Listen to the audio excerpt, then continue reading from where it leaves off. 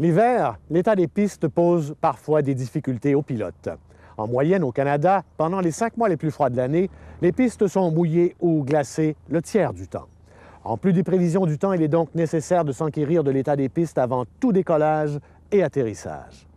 Un pilote prudent s'allouera toujours plus de distance au décollage et à l'atterrissage quand une piste est recouverte d'eau, de neige ou de glace. Consultez les tableaux de performance du manuel technique pour identifier les limitations de votre avion sur les pistes enneigées. Un demi-pouce de neige mouillée suffit pour rendre impossible tout décollage. Prendre son envol, c'est une chose, mais qu'en est-il des conditions de la piste à destination? Vérifiez-les 2 fois plutôt qu'une, surtout après une bonne tempête.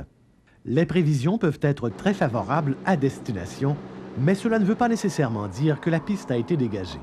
Prenez l'habitude de vérifier l'état de la piste avant et après chaque départ et vérifiez à nouveau à destination, à la radio et en effectuant une inspection à vue du haut des airs. Il peut arriver que l'on ne parvienne pas à obtenir de l'information sur une piste. Malheureusement, il est très difficile d'en évaluer l'état du haut des airs. Faute d'informations précises, on devrait s'abstenir d'atterrir sur un lac gelé ou sur une piste non déblayée. À moins d'être familier avec cette piste, ne prenez jamais la décision d'atterrir sur la seule base d'une reconnaissance visuelle du haut des airs. Bien que cela exige une formation spécialisée, mieux vaut équiper son avion de ski pour atterrir dans la neige. Tenter d'atterrir sur une piste non dégagée est extrêmement risqué. Même dans la neige peu profonde, une sortie de piste lamentable vous guette au détour. Même des pilotes d'expérience peuvent se trouver dans des situations fâcheuses en hiver.